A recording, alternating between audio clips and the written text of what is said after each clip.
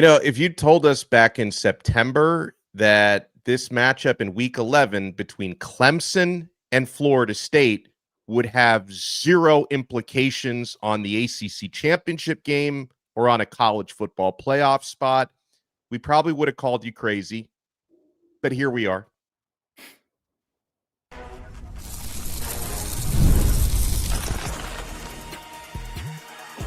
You are Locked On ACC, your daily podcast on the Atlantic Coast Conference. Part of the Locked On Podcast Network, your team every day.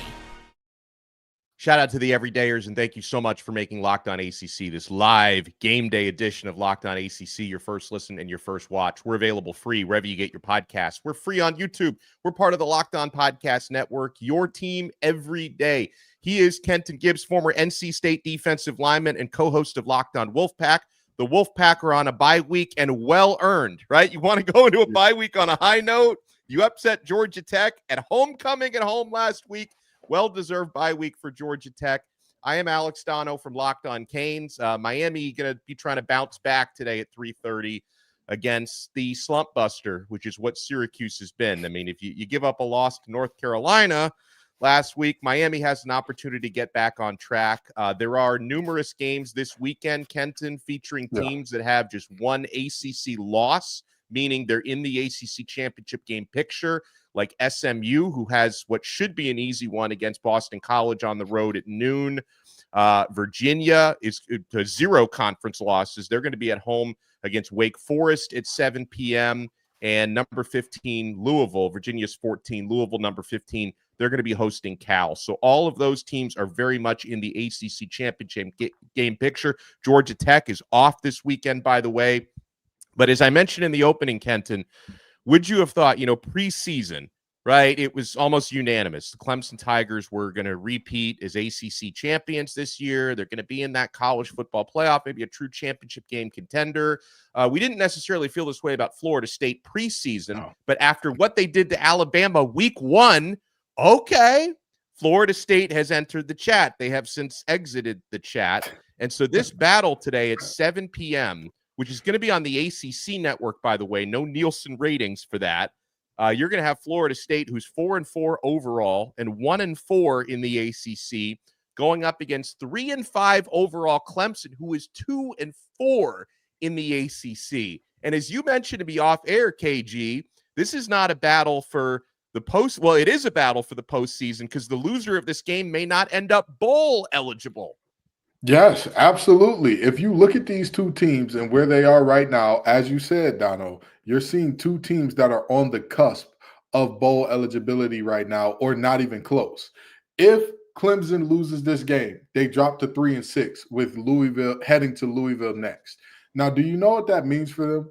3-6 with 3 games left means they have to go what winning percentage to get into a bowl game, Dono? 100. Undefeated. They need to win out their last 3 games, including beating a Louisville team that has looked phenomenal at times this year in order to get into a bowl game. And then you go and flip it over to the other side and you say, well, Florida State surely must be better, Dono. Florida State must surely not be in that same landscape of, oh, man, we're right up against it. What's Florida State's record again, Dono? They are 4-4. So if they lose this game, then they will be 4-5, 3 games left. They have to win 2 of their last 3.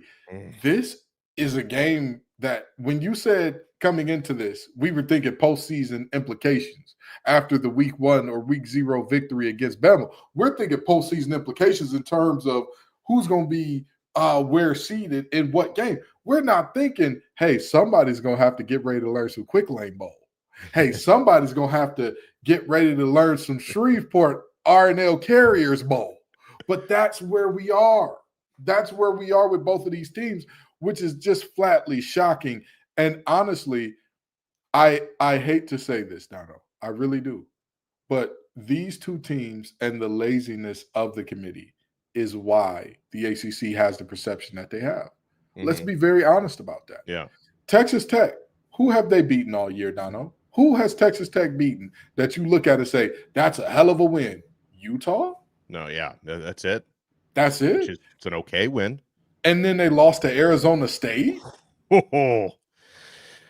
No Cam Scatterboo, no problem. They were the ones who beat you. Mind you, Arizona State has been meh at best this year. Very meh. Yeah. And yet they're still ranked in the top 10. Why? Because the perception of the Big – somebody had to fill that third spot. You can't put both conferences in just the basement dweller kind of space here. And the Big 12 naturally took that void because our two big dogs, or two of our big dogs rather, did not come to eat this year. They have been very full, not hungry. I'm good. No need for seconds. Last year was enough. And listen, I'll take some accountability for Miami as well. I know Miami is not like, they're not that level when it comes to disappointing, but disappointing enough to where Miami's talent, they should not have two conference losses. They should be right there in the ACC Championship game picture, and they are not because they, committed 12 penalties and they lost to SMU in overtime on the road. So, not to as high of a degree, because at least Miami's still kind of in the mix with two losses. But Clemson being where they are, no business there. And talking about this game for tonight, Kenton, between Clemson and Florida State, I think the betting line speaks loudly here. It screams loudly that Clemson is only favored at home by 1.5 points, which basically means Florida State is favored at home because home teams traditionally get about 3 points, especially in the case of Clemson. We're playing in that stadium that they refer to as Death Valley used to mean something. It used to. Now, Clemson, Kenton, if you exclude the Troy game, which you should exclude because it's Troy who they beat at home this year, they are on a 6-game home losing streak against conference opponents and Power 4 opponents. 6 straight losses home. That's the second most in program history, home losses against Power 4 opposition. If they lose to Florida State tonight, and I'm calling my shot, I think they will. I think Florida State, Florida State's issues have been really a lot of disjointed stuff, but they still have the number 1 offense in the country when it comes to yardage output, and Clemson's defense has been terribly disappointing compared to the expectation. I think Florida State's going to go in there and win that game tonight. Not saying it's going to be pretty, but I think FSU is going to win and hand Clemson their 7th straight Power 4 loss, which would be a program record or tied for a program record for them. Dono, you talk about Death Valley. You talk about Florida State coming to town. How much you think those tickets should cost today? Like $300. I mean, Florida, 33. it's 33. You can.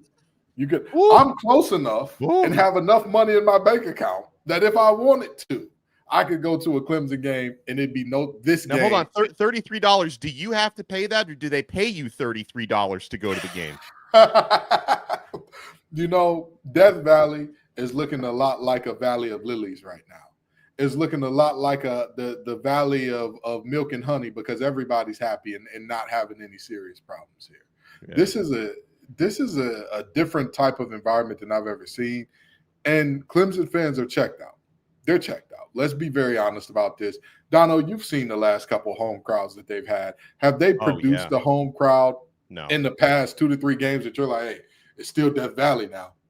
No. Not once. So I think Florida State does get it done here. And here's the biggest reason why I think Florida State gets it done. Running game, run defense. I think that's it. I think that's it. I think they're going to run all over them. When you look at those two factors for both teams, Florida State has not been good at a lot of things all year. One thing that they've been better at than Clemson, stopping a run. And so the team that stops that run better is going to end up with the upper hand here. And I think despite the fact that Clemson, again, man for man, it doesn't make sense. Man for man, the talent is not there for Clemson to be bad here. Florida State is still somehow one of the best defenses in the conference in terms of not only stopping the run, but not allowing points, period. I will say this, Clemson, their secondary has been their biggest problem. So if they can find a way to stop the run, Clemson's going to win this ball game. I just think that's a tall task. I think that's a tall order. Now, okay, it's also an interesting situation for both coaches because I think the seat is warm for both. I would say warm to borderline hot for Mike Norvell, except it's a massive buyout which complicates the situation. In terms of Dabo Swinney, what complicates the situation is all of the equity that he's built up.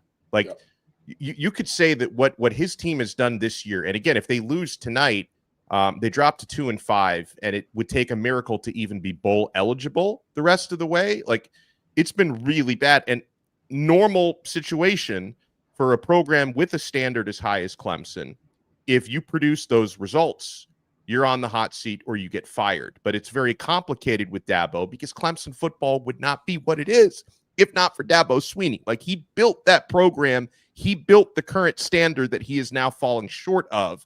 But I think what's going to happen in the offseason for Dabo is, again, like I don't feel like Clemson could fire him just based on all that he's accomplished there. But I do think they're going to start putting a lot of pressure on Dabo to embrace 2025, 2026 era of college football and to become more active in the portal. Let us become more active in NIL, because I feel like the money is there for them. They just choose not to use it the way that other programs use it. Like, I think there's going to be a come to Jesus type of meeting between the powers that be and Dabo to really try to pressure him into evolving into that modern era. And if he doesn't want to do that, then I don't know, maybe if it gets really ugly, he might decide to step away or something. I'm not expecting that to happen because he loves Clemson, but I think there's going to have to be a shift in culture for Dabo Swinney for Clemson to be comfortable with him moving that program forward. I think where we're at with Dabo and Clemson is here.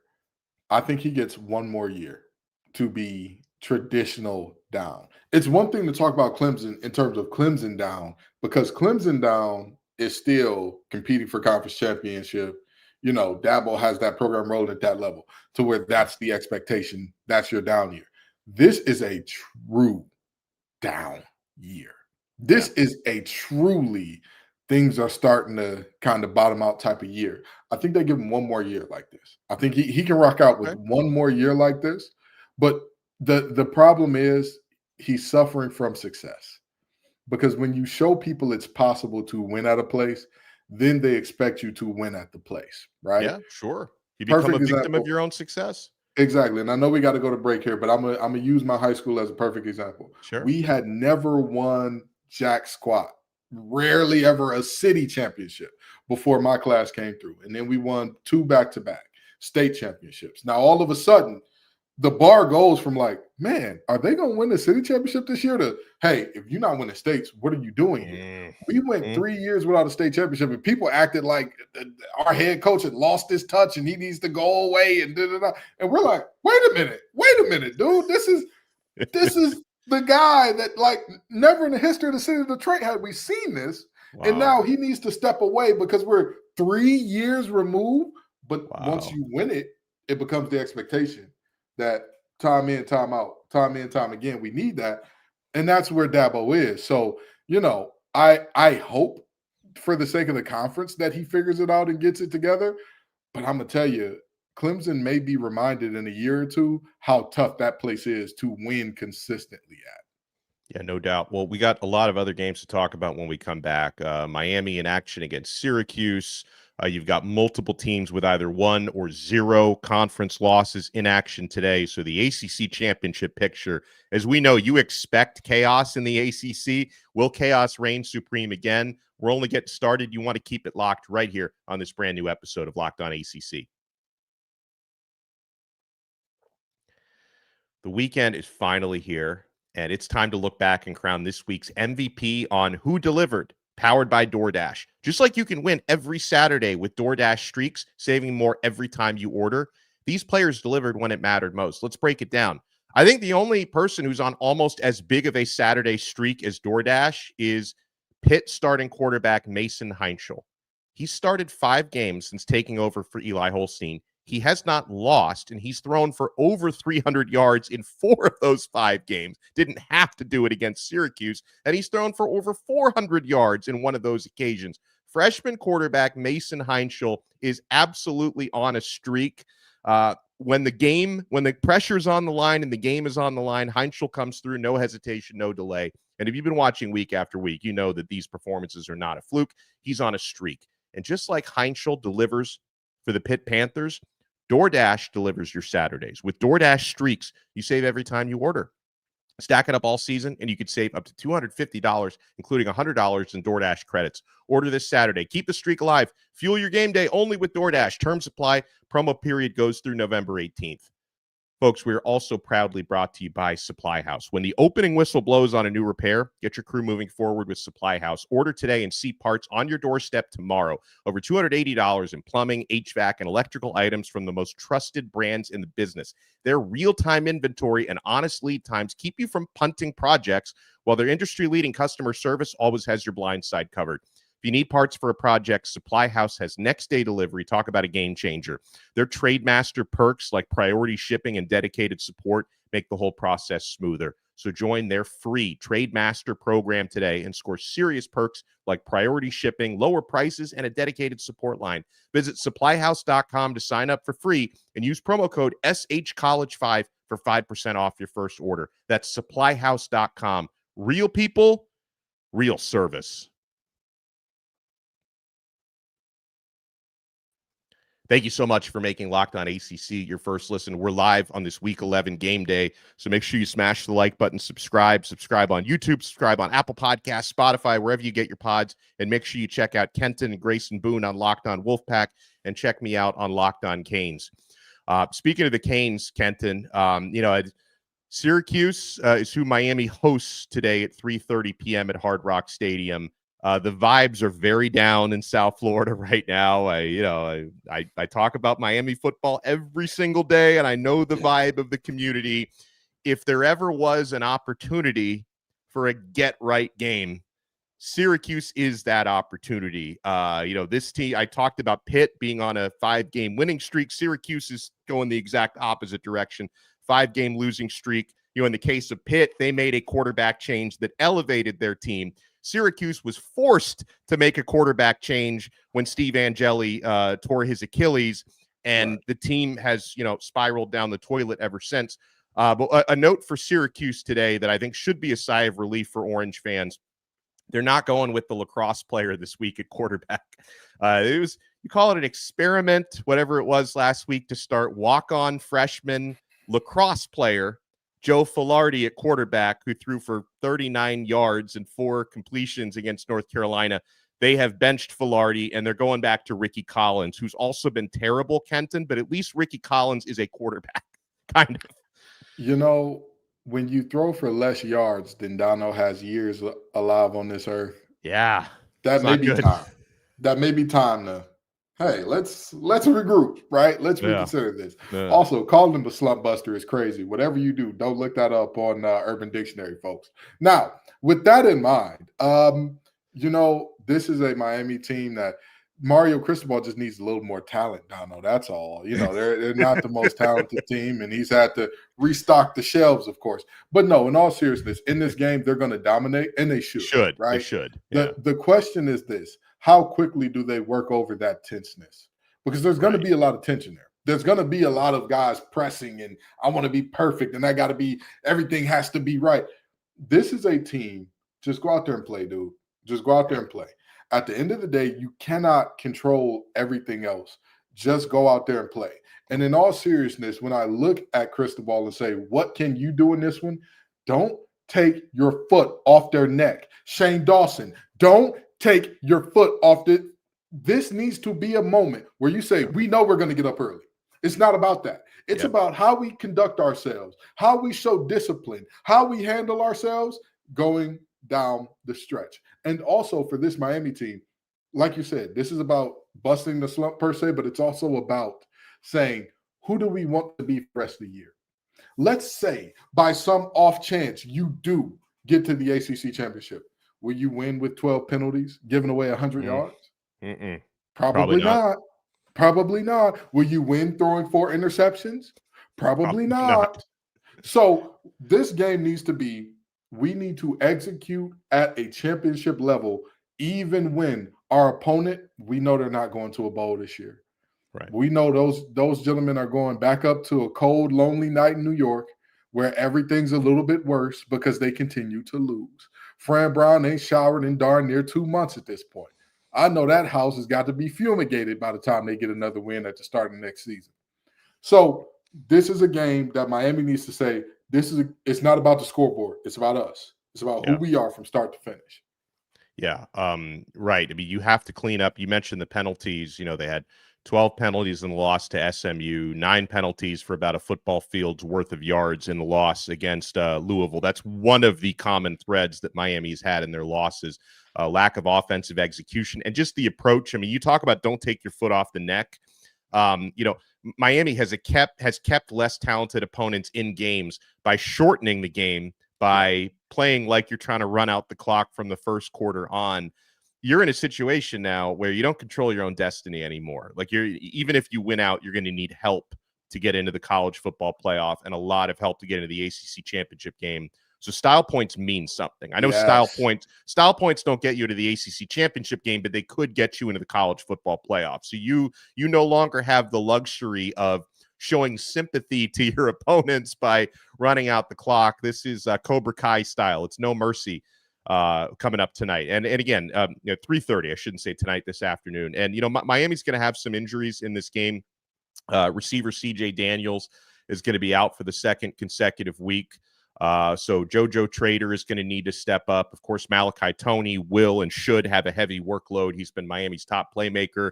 Mark Fletcher is going to miss this game. So Marty Brown and Jordan Lyle are going to have to step up in the rushing attack. But again, this is the type of game where, Syracuse is 123rd nationally against the run, and their defense is in the hundreds in pretty much every category.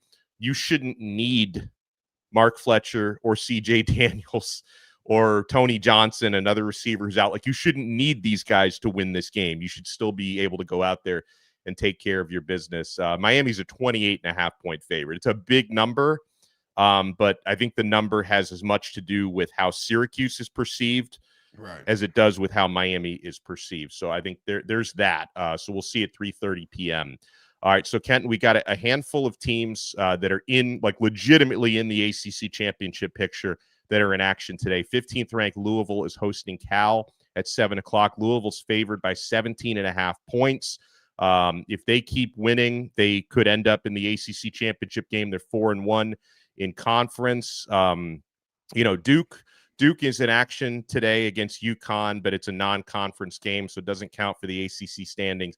SMU has just one conference loss, so they're in it. They play a bad Boston College team on the road. They're favored by 10.5 points. And Virginia, who's 5-0 in the ACC, they host Wake Forest tonight as 6.5-point favorites. I've got my eyes on that one, but out of those games, like, which of those teams that are either 1 loss or 0 losses in conference do you think have the best chance of getting upset today? I think it's Virginia. Louisville, watch out.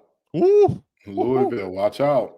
If JKS and the boys get hot, you could be looking at a serious problem. And plus, Cal is so enigmatic.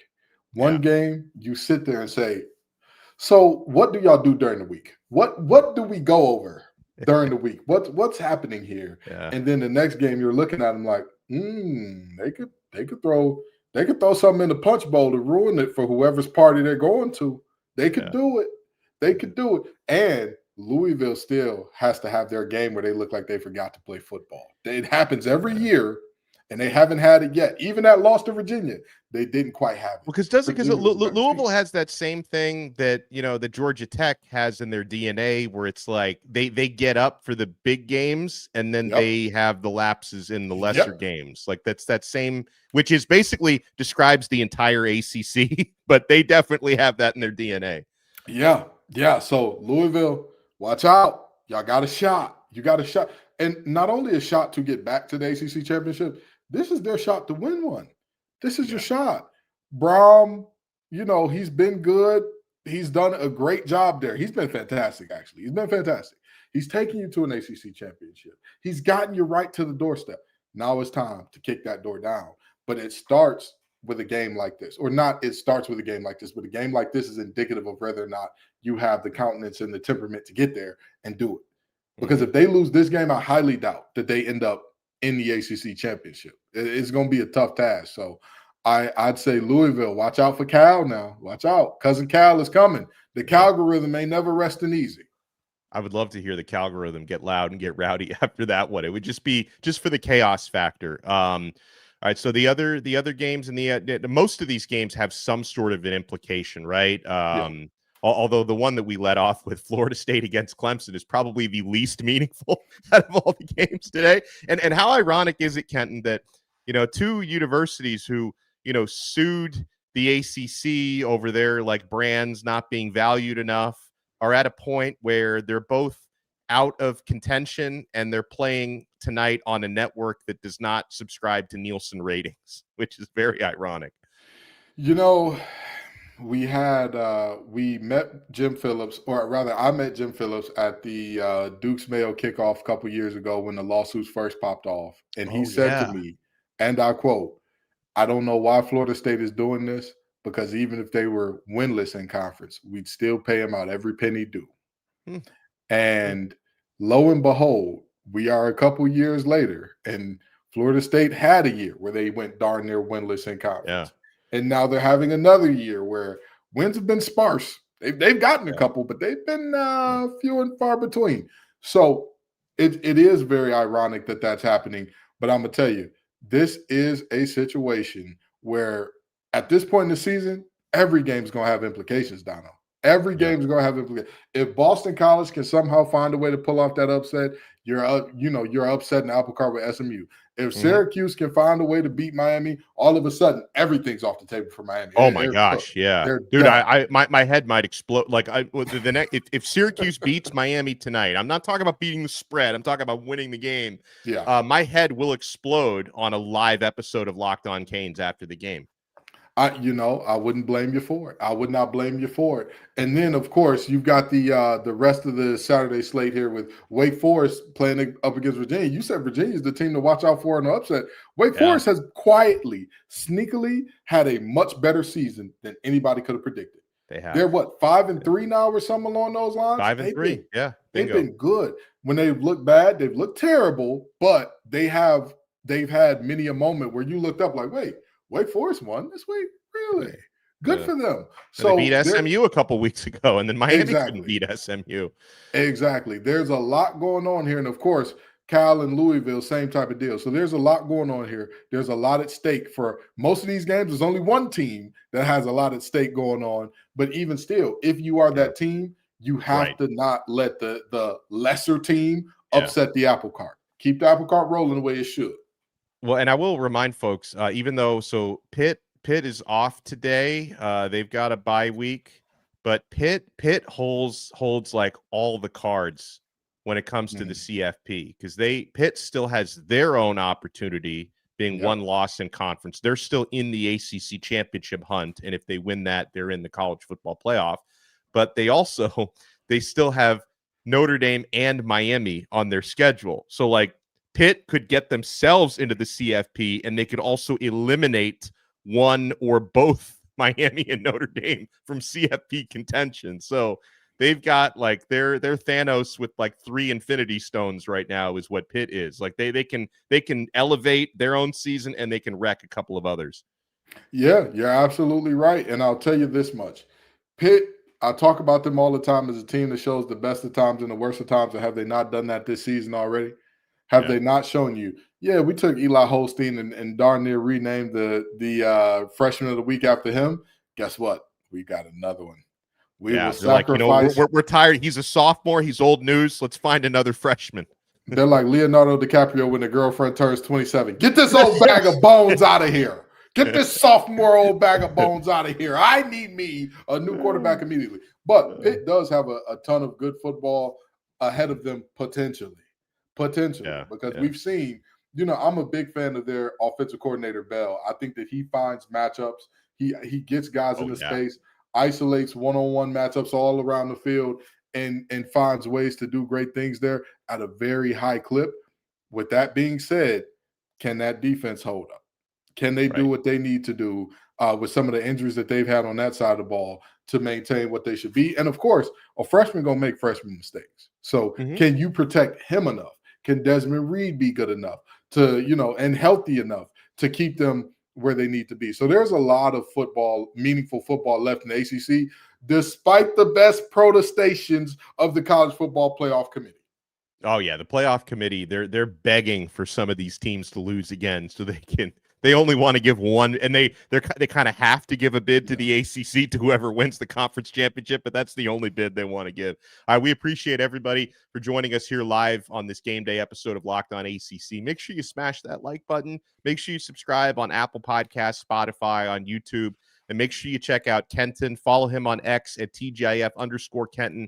And check out Locked On Wolfpack that he co-hosts so brilliantly.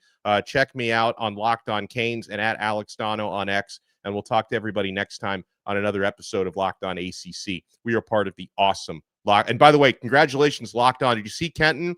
#1 sports podcasting network, the Locked On Network. You and I played a small role in that. You probably bigger than me. But congratulations to all of our colleagues, man. This network is rolling.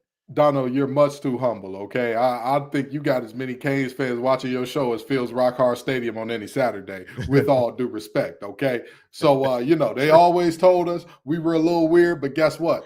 To be #1, you got to be a little odd, baby. Yeah. Locked On Podcast Network, we're #1. #1 with a bullet. We'll talk to y'all next time in another episode of Locked On ACC. We are part of the awesome Locked On Podcast Network. #1, your team every day.